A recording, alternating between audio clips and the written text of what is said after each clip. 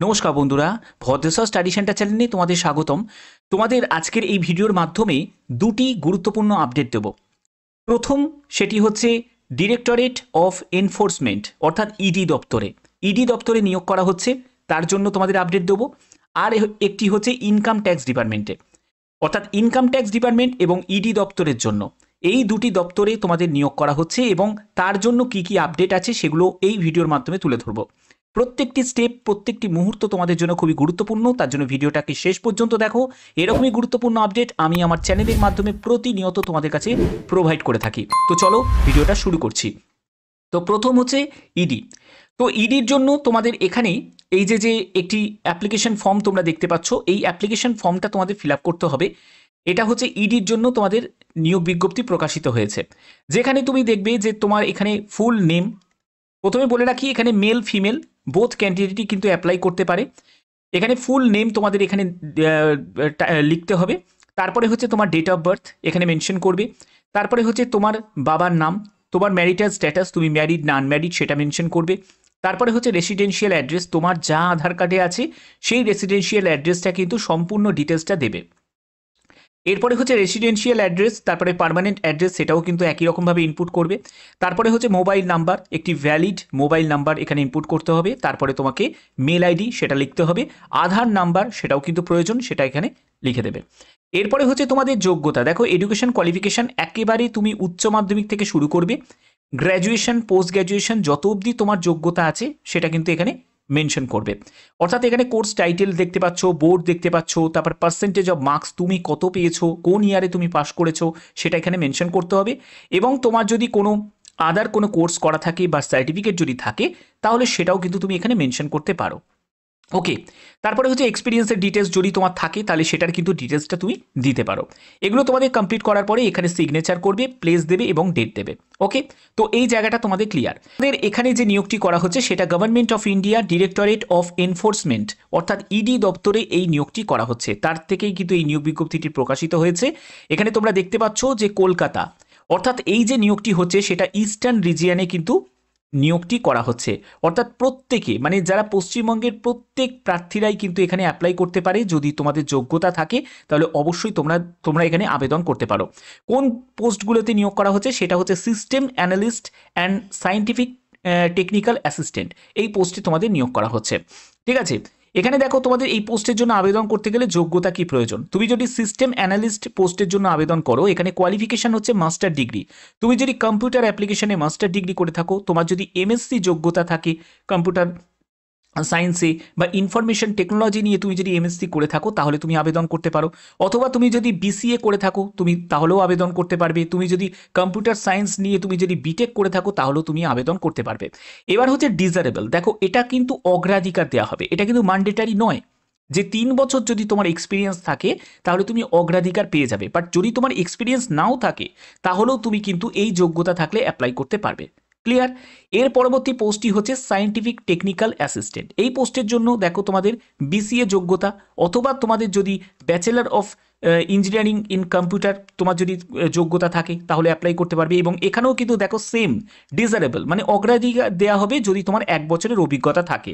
But যদি না থাকে তাহলেও কিন্তু আবেদন করা যাবে। ঠিক আছে, অর্থাৎ এক্সপিরিয়েন্স কোনো ম্যান্ডেটারি কিন্তু নয়। বেতন কত টাকা পাবে? বেতন হচ্ছে এখানে তোমাদের দেখতেই পাচ্ছ যে সিস্টেম অ্যানালিস্টের জন্য তোমরা 70,000 টাকা মতো বেতন পাবে প্রতি মাসে, আর সায়েন্টিফিক টেকনিক্যাল অ্যাসিস্ট্যান্টের জন্য 55,000 টাকা প্রতি মাসে তোমরা বেতন পাবে। এখানে ডিউটির ব্যাপারে কিন্তু সম্পূর্ণ ব্যাপারটা ক্লিয়ার করা আছে যে তোমাদের কী টাইপের তোমাদের কাজ করতে হবে, এগুলো কিন্তু সম্পূর্ণ ডিটেলসটা কিন্তু এখানে দেওয়া আছে, অবশ্যই ভালো করে একবার চেক করে নেবে। দেখো প্লেস অফ পোস্টিংয়ে, দেখো প্লেস অফ পোস্টিংয়ের জায়গাটাও কিন্তু এখানে উল্লেখ করা আছে। কলকাতা, ওয়েস্ট বেঙ্গল থেকে তারা কলকাতা, ভুবনেশ্বর, গুয়াহাটি, তারপর হচ্ছে ডিমাপুর, ইটানগর, ইম্ফল, শিলং, তারপর হচ্ছে আইজওয়াল, তারপর হচ্ছে গ্যাংটক, আগরতলা। অর্থাৎ যারা ত্রিপুরাবাসী তারাও আবেদন করতে পারবে, যারা আসাম থেকে তারাও আবেদন করতে পারবে, এবং যারা ওয়েস্ট বেঙ্গল থেকে তারা তো আবেদন করতেই পারছে। তো সম্পূর্ণ কিন্তু তোমাদের দপ্তরেই কিন্তু এই নিয়োগটি করা হচ্ছে এবং এটা কিন্তু কন্ট্রাকচুয়াল ভিত্তিতে নিয়োগ করা হচ্ছে। শূন্যপদ হচ্ছে এটি, যেখানে তোমরা দেখতে পাচ্ছ সিস্টেম অ্যানালিস্টের জন্য একটি এবং হচ্ছে সায়েন্টিফিক টেকনিক্যাল অ্যাসিস্ট্যান্টের জন্য 6টি মতো শূন্যপদ আছে। ইস্টার্ন রিজিয়নে এই নিয়োগটি করা হচ্ছে 21 দিনের মধ্যে, অর্থাৎ তোমাদের 21শে ফেব্রুয়ারির মধ্যেই কিন্তু আবেদন সম্পূর্ণ কমপ্লিট করতে হবে। এই যে অ্যাপ্লিকেশন ফর্ম তোমাদের দেখালাম, এই অ্যাপ্লিকেশন ফর্মটা ফিল আপ করে তার সঙ্গে প্রয়োজনীয় যাবতীয় ডকুমেন্টসগুলোকে অ্যাটাচ করে তোমাদের কিন্তু পাঠিয়ে দিতে হবে নির্দিষ্ট ঠিকানা পাঠানোর জন্য। তোমাদের যে ঠিকানাটা তোমাদের দেখালাম এখানেই কিন্তু তোমাদের পাঠিয়ে দিতে হবে। এই ঠিকানাটাকে নোট ডাউন করে নাও, এখানে তোমাকে পাঠিয়ে দিতে হবে। ওকে, কি ডকুমেন্টস লাগছে সেখানে হচ্ছে যে কোনো একটি গভর্নমেন্ট আইডি প্রুফ লাগবে, তারপরে হচ্ছে তোমাদের লাগবে হচ্ছে ফটো লাগবে, তারপরে হচ্ছে সিগনেচার লাগছে, এবং তোমাদের যেটা লাগছে সেটা হচ্ছে যে তোমার কাস্ট সার্টিফিকেট লাগবে, এডুকেশন কোয়ালিফিকেশান তোমার যত অবধি আছে সেই এডুকেশন কোয়ালিফিকেশান লাগবে। তো এই সব তোমাদের যে সব ডকুমেন্টসগুলোর কথা বললাম সেগুলো কিন্তু অবশ্যই প্রয়োজন, এবং তোমাদের ডেট অফ বার্থের সার্টিফিকেট বা 10th অ্যাডমিট কার্ড বা 10th সার্টিফিকেট হলেও কিন্তু হয়ে যাবে, যেগুলো কিন্তু তোমাদের সম্পূর্ণ সেলফ অ্যাটেস্টেড করে সঙ্গে অ্যাটাচ করে পাঠিয়ে দিতে হবে নির্দিষ্ট ঠিকানায় 21শে ফেব্রুয়ারির মধ্যে। 21শে ফেব্রুয়ারির মধ্যে। আচ্ছা, তো চলো পরবর্তী যেটি সেটির জায়গা চলে যায়, সেটা হচ্ছে ইনকাম ট্যাক্স ডিপার্টমেন্টের তরফ থেকে। তোমাদের আগেই বলেছিলাম ইনকাম ট্যাক্স ডিপার্টমেন্টে এবারে কিন্তু তোমাদের বিভিন্ন যোগ্যতায় কিন্তু নিয়োগ করা হবে। তো যোগ্যতা কি আছে দেখো, ইনকাম ট্যাক্স ডিপার্টমেন্ট রিক্রুটমেন্ট 2025, যেখানে তোমাদের আবেদন করতে হবে সম্পূর্ণ অনলাইন মোডে, এবং এখানে কি পোস্ট আছে, বিভিন্ন পোস্ট আছে, যেমন হচ্ছে ডেটা প্রসেসিং আছে, ট্যাক্স অ্যাসিস্ট্যান্ট, স্টেনোগ্রাফার, MTS সহ বিভিন্ন, ইন্সপেক্টর অফ তোমাদের ইনকাম ট্যাক্সেও কিন্তু নিয়োগ করা হবে। তো এই সব জন্য তোমাদের যোগ্যতা কি প্রয়োজন আমি সেই ব্যাপারেও আরও ডিটেলসে যাব। তার আগে তোমাদের বলে দিই, এখানে দেখো তোমাদের সিলেকশন প্রসেস, রিটেন এক্সাম হবে, তারপরে হচ্ছে তোমাদের পার্সোনাল ইন্টারভিউ হবে, ডকুমেন্ট ভেরিফিকেশন হবে, এবং জয়নিং লেটার তোমরা পেয়ে যাবে। তো এখানে তোমাদের কিছু পোস্ট আছে, যেমন MTS পোস্ট আছে, স্টেনোগ্রাফার পোস্ট আছে, এগুলোর ক্ষেত্রে কিন্তু তোমাদের কোনো ইন্টারভিউ হবে না। ইন্টারভিউ হবে যেগুলো আপার লেভেলের পোস্ট, যেগুলো গ্রুপ বি ক্যাটাগরি পোস্ট, সেখানে কিন্তু ইন্টারভিউ হবে।